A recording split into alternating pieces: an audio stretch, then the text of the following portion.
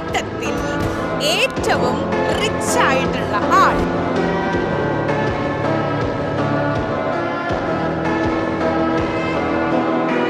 ഏറ്റവും കൂടുതൽ സിനിമകൾ ഇവരാ.